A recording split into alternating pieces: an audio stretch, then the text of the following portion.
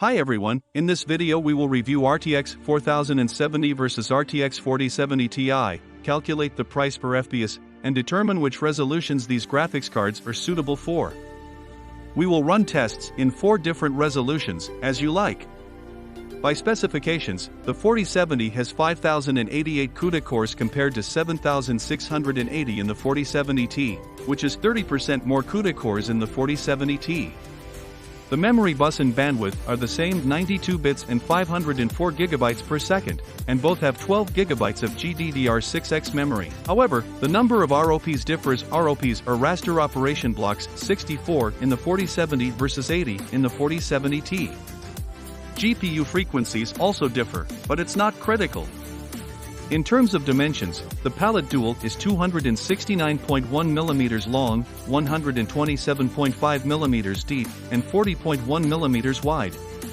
The palette 4070 dual occupies only 2 slots and has a time-tested 8-pin power connector.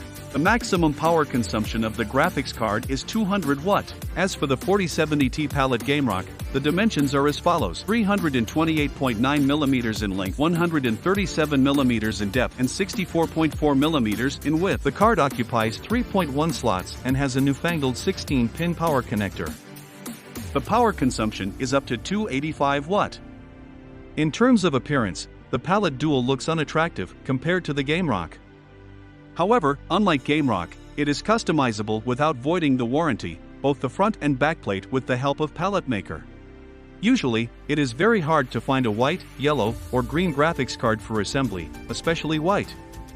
Here you have the opportunity to simply 3D print overlays of any color. If you want, you can also color it additionally. I have actually done this with the RTX 4080 Gaming Pro.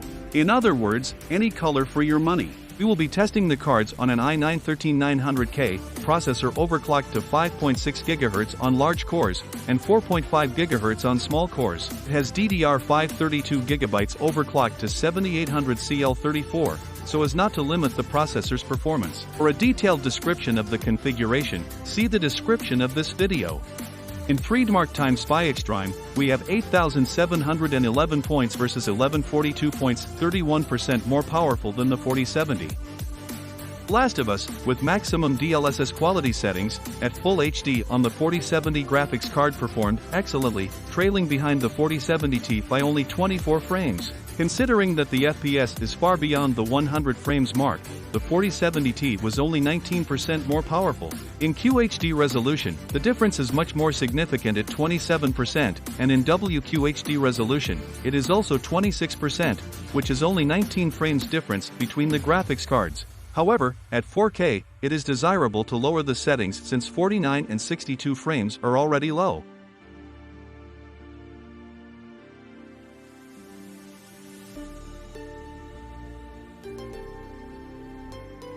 In the game Cyberpunk, on Ultra settings with ray tracing enabled, frame generation disabled, and DLSS set to quality mode, the 4070 Ti showed a 24% lead in Full HD and a 31% lead in QHD. The 4070 Ti impresses with its lower temperatures and quieter operation, while consuming only slightly more power, about 40 watts more. It would be even better if the power connector was not a 16-pin one. Later, by the way, we'll calculate the price per FPS and figure out which one will be more cost-effective.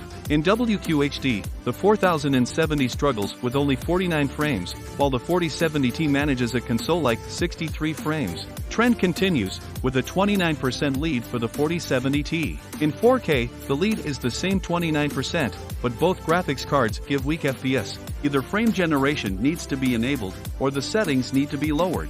DLSS 3 is a feature package that includes a software reflex to reduce input lag for frame generation, which generates a second frame from one frame, making the image smoother and increasing FPS by 2 times, as well as DLSS, which works as an upscale and smoothing at the same time. These features can be turned on separately, and I can turn on both DLSS and frame generation separately.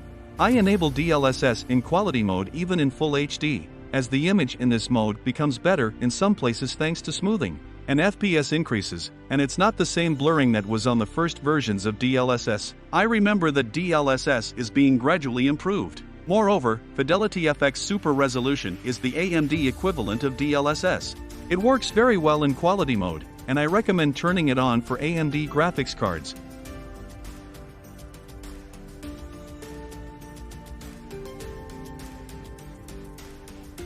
The Witcher 3 Remastered in Full HD, RTX 4070 to 61 frames per second compared to 79 on the 4070 Ti, which is 30% more powerful. When transitioning to QHD, you'll get 49 or 62 frames per second depending on the graphics card, which is a 27% difference.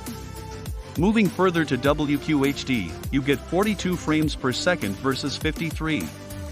In 4K, it's 30 versus 38.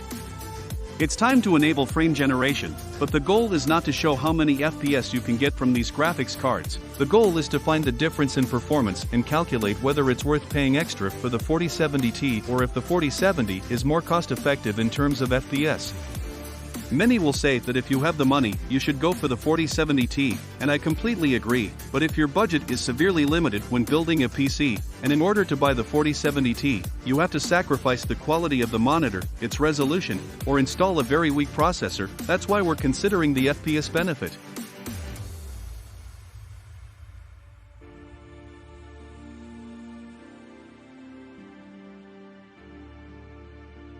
RDR2, with maximum DLSS quality settings in Full HD, it's only a 19% difference, which is 139 frames per second versus 166. In QHD, it's 112 versus 140, or a 25% difference. In WQHD, it's the same 24% difference. FPS on both cards is more than suitable for gaming, and 1 and 0.1 frames per percent are also comparable.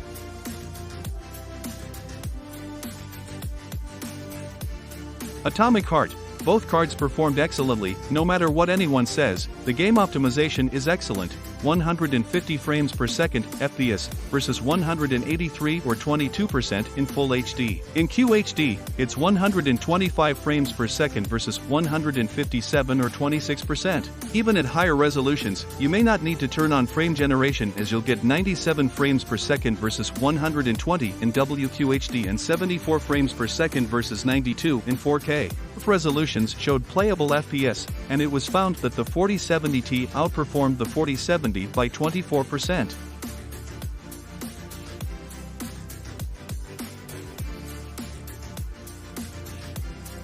Call of Duty Warzone is not really the game where you need to test these graphics cards.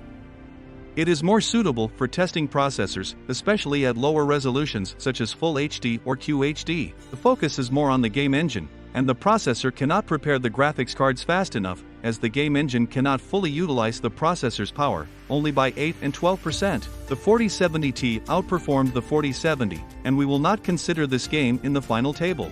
The difference at WQHD resolution is small, only 18%, but at 4K resolution, the focus on the processor is not relevant, and here we got a 32% difference. We conclude that it is not necessary to buy the 4070 Ti for such competitive games in principle. One can do with the 4070 or even buy the Radeon 6800 XT.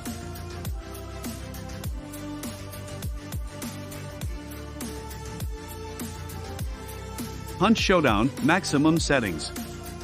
Full HD resolution. Unfortunately, the focus on the game engine does not allow the powerful 13900K to utilize all its power and render many frames. By the way, I will probably soon buy the 7800X 3D for such tests.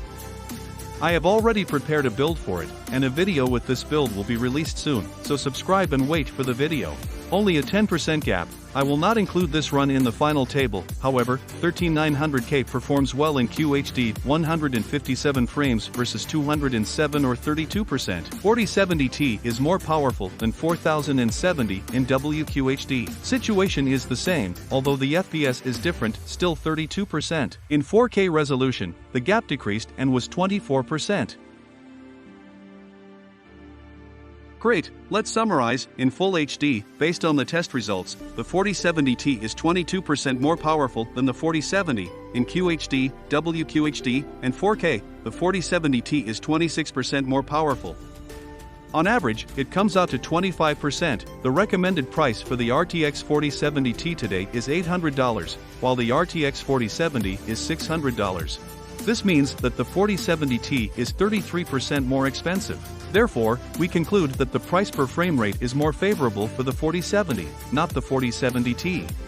From my perspective, I would recommend buying the 4070 for monitors with Full HD or QHD resolution, and the 4070 for monitors with QHD, WQHD, or 4K resolution, but on low settings to get more frames per second. For a complete picture, it is recommended to watch our previous video where we discussed the lack of video memory for both the 3070 and the 4070, as 12GB is already insufficient. Thank you all for watching, liking, subscribing, and commenting. I wish everyone high FPS and low input lag. See you soon.